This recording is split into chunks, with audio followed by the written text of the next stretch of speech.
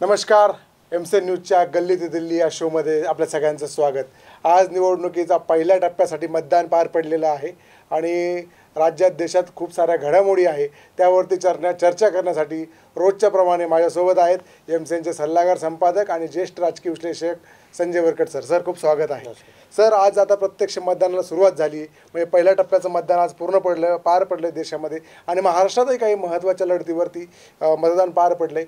पण महाराष्ट्राच्या दृष्टीनं दोन महत्त्वाच्या ज्या घटना आहे त्या म्हणावं लागतील. एकतर मोदी आज महाराष्ट्रात आहे, त्यांचा प्रचार दौरा सुरू आहे, आणि नंबर 2 ज्या जागांचा तिढा आज आपण चर्चा केली कालच्या त्याच्यापैकी सगळ्यात चर्चेचा विषय ठरला आहे छगन भुजबळ यांनी नाशिकमध्ये जे त्यांना तिकीट देऊ केलं असं त्यांचं म्हणणं होतं भाजपानं, आणि त्यांनी सांगितलं की मी या तिढा सोडवण्यासाठी माघार घेतोय आणि मी आता निवडणूक लढवणार नाही. कसं बघता? नक्कीच आज देशभरातील 102 लोकसभा मतदारसंघामध्ये मतदानाला सुरुवात झाली. त्यामधले 5 मतदारसंघ हे विदर्भातले, पूर्व विदर्भातले मतदारसंघ आहे. आणि पूर्व विदर्भ मतदारसंघामध्ये जेव्हा मतदान होतं आहे त्याच दिवशी नेमकं पंतप्रधान नरेंद्र मोदी हे विदर्भातल्याच मतदारसंघातल्या प्रचारासाठी महाराष्ट्रामध्ये दाखल झालेले आहेत. त्यांच्या प्रचाराची सुरुवात पण त्यांनी पहिल्या टप्प्यामध्ये विदर्भापासूनच केली होती. त्यामुळं तिथं काय रिझल्ट मिळतो आत्ता आज जे मतदान होतं आहे सगळं, तिथं नरेंद्र मोदींचा प्रभाव राहतो की राहुल गांधींनी जी पदयात्रा केली होती देशभरामध्ये, तर त्या यात्रेला सुद्धा विदर्भामध्ये उत्स्फूर्त असा प्रतिसाद मिळाला होता. त्यामुळं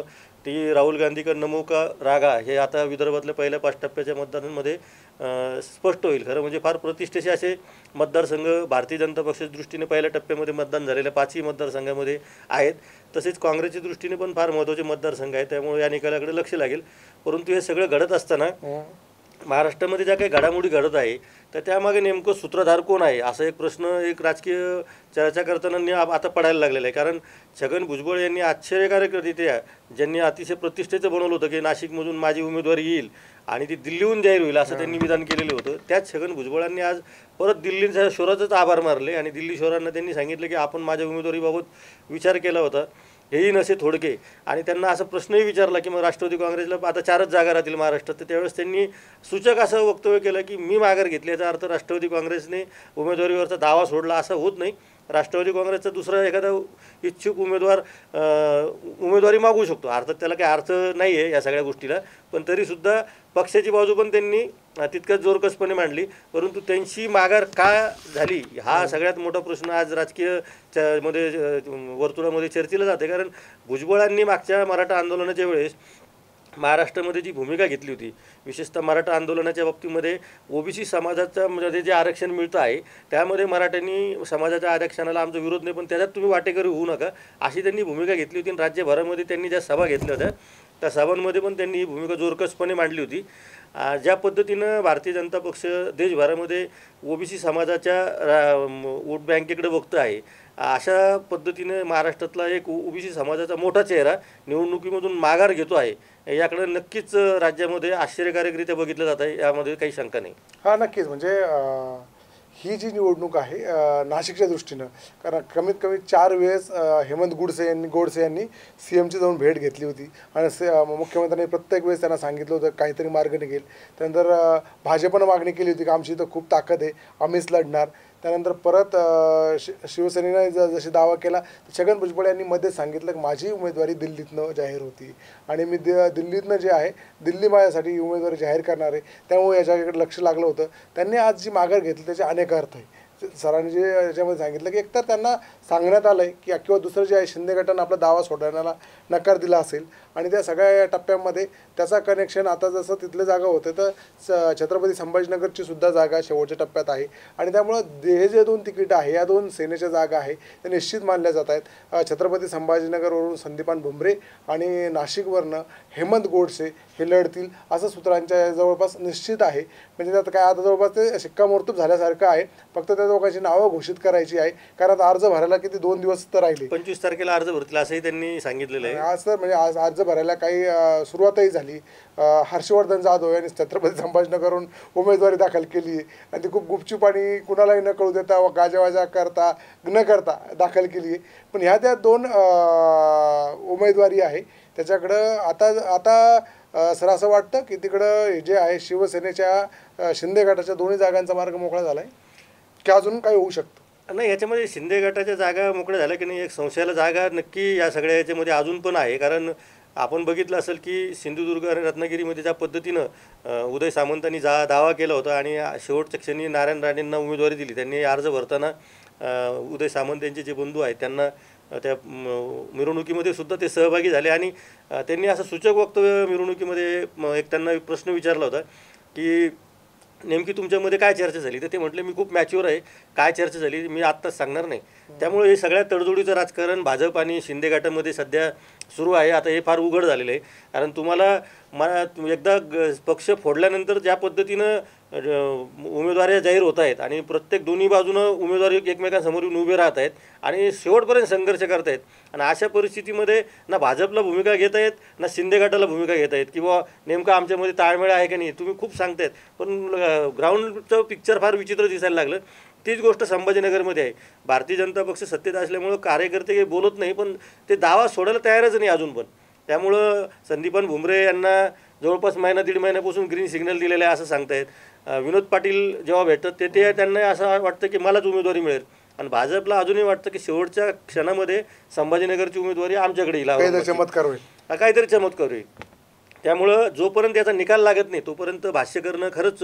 आता तर भुजबळांच्या माघारीमुळं तर ते आणखीन अधोरेखित झालं. आता भुजबळांची माघार झाल्यानंतर नवल वाटायला काही हरकत नाही की भाजपच्या लोकांनी परत त्यांना असं सांगू नये. कारण जर राष्ट्रवादी काँग्रेस पक्षाने खरं म्हणजे त्यांना सांगायला पाहिजे ना की तुम्ही माघार का घेताय. त्यांनी अजित पवारांची परवानगी घेतली होती का मी माघार घेतोय हे विचारायला पाहिजे. कारण तुम्ही सिम्बॉल कोणत्या सिम्बॉलवर उभा राहणार, जो सिम्बॉल तुम्ही न्यायालयाच्या आदेशानं होत नाही पण घड्याळाच्या चिन्हावर तुम्ही निवडणूक लढवत होता. तर तुम्ही अजित पवारांचं नाव सुद्धा घेत नाही. त्याच्यामध्ये सरळ अमित शहा आणि नरेंद्र मोदीचे आभार मानता आणि राष्ट्रवादी काँग्रेस दुसरा उमेदवार देऊ शकते असं हे भाष्य करता. मग तुम्ही तुमचे नेते जे आहेत त्या अध्यक्ष राष्ट्रीय अध्यक्ष अजित पवार आहे त्यांचं कुठं नावाचा उल्लेख पण त्यांनी केला नाही. तर हे थोडं खटकण्यासारखं आहे. आणि तुम्ही ज्या मूळ पक्षामध्ये आहात त्या पक्षाची बाजूच तुम्ही मांडत नाही तिथं आणि उमेदवारी मात्र तुम्ही त्या पक्षाकडनं मागता आणि गुणगौरव सगळ्या भारतीय जनता पक्षाचा छगन भुजबळ करतायत.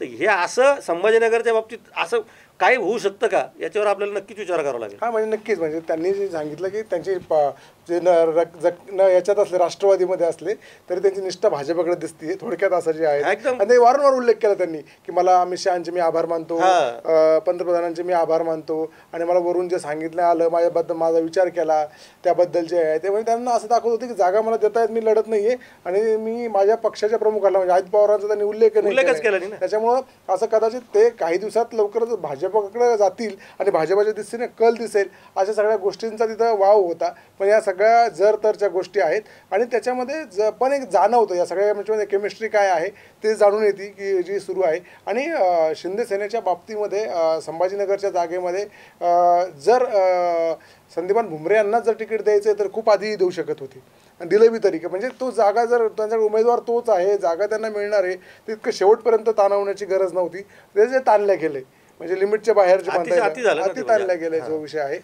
तर हा आजचा हे दोन हॉट विषय राहिले. तिसऱ्या विषयावरती यायचं आहे सर की संजय राऊत जे आहे ते संजय राऊत संपादक आहे, संजय राऊत नेते आहे. पण संजय राऊतांचे काही वक्तव्य वादात सापडत आहे पण वादातीत वक्तव्यासह पण ते किल्ल्याला मात्र सेनेचं लढवताना दिसत आहे. कसं बघता? नक्कीच संजय राऊतांचं मला वाटतं की ते संपादक तर राहिलेले आहेत पण गेल्या काही अनेक वर्षापासून त्यांनी मुंबईमधील महाराष्ट्राचं राजकारण खूप जवळून बघितलं आणि त्याच्यामुळं त्यांना नेमकं कुठं जाऊन काय विधानं करावं आणि त्याच्यामध्ये परिणामाला तयारी जाण्याची त्यांची हे असते म्हणजे तयारी असते की जे काही परिणाम होतील ते त्यांच्या विधानांचं समर्थन करावं की नाही करावं. तर काही विधानांचं निश्चितपणे आपण त्यांचं समर्थन करू शकत नाही पण राजकीय मैदानामध्ये जेव्हा अशी विधानं केली जातात तर त्यावेळेस त्याचं परिणाम साधारणतः काय येऊ शकतात हे सगळ्यांना कळून चुकलेलं असतं. जसं पूर्वीच्या म्हणजे उद्धव ठाकरेंनी ज्यावेळेस कट्टर हिंदुत्वाच्या बाबतीमधली भूमिका थोडी मवाळ केली असं वाटायला लागलं होतं त्यावेळेस ज्या पद्धतीनं नवनीत राणांनी त्यांच्यावर हनुमान चालीसा तुमच्या मातोश्रीवरून वाचेल वगैरे हे जे आंदोलन झालं होतं तेव्हा त्यावेळेस कंगना राणौत नावाची एक अभिनेत्री होती तिने सुद्धा खूप मोठा उद्धव ठाकरेंविरुद्ध भूमिका घेतली होती. तर त्या भूमिकेला कुठंतरी त्यांच्या मतदारसंघामध्ये जाऊन उत्तर द्यायसाठी संजय राऊतांनी ते विधानं केले असतील. त्याचा अनेक महिला संघटनाकडनं पण निषेध झालेला आहे आणि योगायोगानं आज नेमकी तिथंच सभा झाली आणि त्या सभेमध्ये संजय राऊतांच्या त्या विधानावर देवेंद्र फडणवीस यांना भाष्य करावं लागलं. त्यामुळं या सगळ्या विधानाचा खाली मतदार काय विचार करतो म्हणजे जो मतदार आहे चहाच्या टपरीवर चर्चा करणारा किंवा छोट्या छोट्या सलूनमध्ये बसून चर्चा करणारा तिथपर्यंत त्याचं रिफ्लेक्शन काय जातं हा राजकीय फायदा किंवा त्याचा तोटा जो असतो त्याचे परिणाम कदाचित संजय राऊतांना माहीत असतील, त्यामुळं कदाचित ते विधानं करत असतील. त्यामुळं राजकारणामध्ये काही वेळेस ठरवून चुकीची विधानं केल्या जातात, ते आक्षेपार्ह विधानं असतात आणि त्याच्यावर आपण चर्चा करतो. हां, तर आज म्हणजे दुपारी पण जिथं सांगलीमध्ये अर्ज भरायला गेले तेव्हा जयंत पाटील आणि त्यांचा बाहेर एक व्हिडिओ आला आहे, त्याच्यात ते नटी हा शब्द चुकीचा आहे का, आणि संजय राऊतांनी आज ठाम सांगितलं, मी जे बोललो ते संसदीय भाषेमध्ये बोललो, मी संपादक आहे, मला मराठी शिकू नका आणि माझं काही चुकलं नाही आहे. आणि ज्या पद्धतीनं आणि त्याच्यावरती बाकीचे तिकडनं आहे भाजपकडनं आणि नवनीत राणाकडनं अर्थातच टीका करण्यात आली.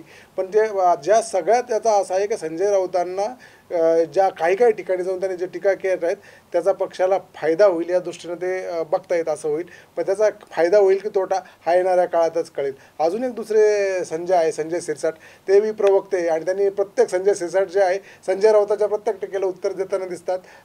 त्यांनी जसा शिवसेनेचा शिंदेगड स्थापन झाला आहे तेव्हापासून त्यांनी किल्ला लढवला. कसं बघता हा संभाजी? नक्कीच त्यांना त्यांच्यावर जबाबदारी प्रवक्तेपदाची असल्यामुळं प्रत्येक गोष्टीला संजय शिरसाट यांना उत्तर देणं ते त्यांचं कर्तव्य म्हणून ते उत्तर देतात. परंतु संजय शिरसाटांच्या बाबतीमध्ये एक गोष्ट काय घडली की ती म्हणजे ऑथेंटिसिटी नावाचा जो प्रकार असतो प्रवक्त्याला, तर तो मंत्रिमंडळ विस्ताराच्या बाबतीत असो किंवा संभाजीनगरच्या उमेदवाराच्या बाबतीत असो त्याच्यातून ते होत नाही. कारण त्यांनी आजच्यापर्यंत जेवढ्या तारखा जाहीर केल्या त्या तारखेला काही ते उमेदवार जाहीर होताना दिसत नाही. त्यामुळे त्यांना कुठंतरी आपल्या जिल्ह्यामध्ये जिथून सगळ्यात जास्त आमदार एकनाथ शिंदेसोबत आहे त्या जिल्ह्याचे सुप्रीमो म्हणून तरी त्यांना मान्य करायला पाहिजे एकनाथ शिंदेनी. कारण त्यांच्या एक जनसंघटन आहे आणि भाजपमध्ये मित्रपक्षामध्ये पण आणि शिवसेनेमध्ये पण ते जो फुटून आलेला गट आहे त्यांना सर्वसमावेशक असा नेता म्हणून ते आहेत. परंतु पक्ष त्यांच्यावर तशी जबाबदारी अजून देतो की नाही देतो हा एक प्रश्न आता पडायला लागला आहे. कारण जर असं असतं तर मग त्यांनी केलेल्या विधानां कुठं ना कुठं एकदा दोनदा ठीक आहे, पण 2-3 वेळेस प्रवक्त्याची विधानं त्या पॉईंटला जाऊन बरोबर होत नाही, हे कुठंतरी खटकणार आहे. नक्कीच. म्हणजे आणि हा जो राजकारणाच्या सगळ्या व्यक्ती किंवा व्यक्तिचित्र बोलण्यासाठी की सगळी निवडणूक जी आहे या सगळ्या टप्प्यांनी सुरू आहे. म्हणजे संजय राऊतांच्या भाषणांचा कालपासनं माध्यमांमध्ये चर्चेला ऊत आला आहे की त्यांनी जे बोलल्या गेले त्याच्यामध्ये, आणि त्याला उत्तर त्याला प्रतिउत्तर. म्हणजे मागचा 2 दिवसापूर्वीचा ट्रेंड होता की एकदाच एकनाथ शिंदे आणि फडणवीस असं म्हणाले होते की संजय राऊतला मी उत्तर देणार नाही. ते संजय राऊतांनी त्यांना आज उत्तर द्यायला भाग पाडलं. त्यांचं नाव घेऊ नका, माझ्या लेवलच्या माणसाच्या विषयी मला प्रश्न विचारा, संजय राऊत माझ्या लेवलचे नाहीत आणि आज त्यांनी भाषणातून त्यांचा उल्लेख केला.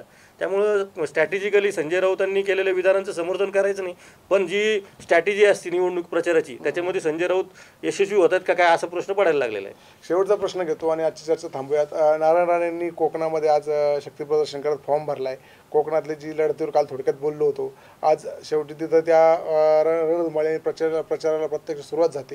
म्हणजे कोकणातली काही म्हणजे प्रत्येक भागाचं एक वैशिष्ट्य आहे, त्या भागातली एक मोठी लढाई असते. म्हणजे पश्चिम महाराष्ट्रात आपण सुप्रिया सुळेंची आणि सुनित्रा पवारांची लढाई बघतोय.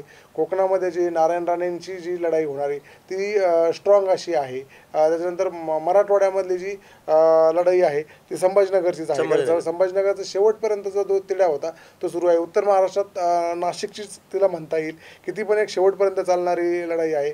आणि विदर्भातली जी आहे जिथून सुधीर मुनगंटीवार उभा आहे ती लढत असेल किंवा अमरावतीची जी लढत असेल, ह्या ज्या आहेत त्या प्रत्येक विभागातल्या एक अशा ज्या लढती आहे की त्यांच्यावरती चर्चा होती. त्या लढतींमध्ये कोकणातली सगळ्यात जास्त चुरसेची ठरणारी जी लढाई आहे ती नारायण राणेंची आहे. आणि नारायण राणेंनी आज त्यांच्या ग्रामदेवतेचं हे करून आणि सगळ्या गोष्टींनी करून प्रचाराला सुरुवात केली असं बघता. नाही, नारायण राणेंच्या सगळ्या गोष्टीमध्ये काय होतं की नारायण राणेंना अनेकदा तडजोड करावी लागते तिथं. त्यामुळं त्यांनी आतापर्यंत बऱ्याच तडजोडी करत आलेले आहे. त्यामुळं आता उदय सामंतांच्या त्यांनी तर उमेदवारी माहिती होती, मग दीपक केसरकरांचा राणेंचा पण संघर्ष पूर्वी फार महाराष्ट्राने बघितलेला होता.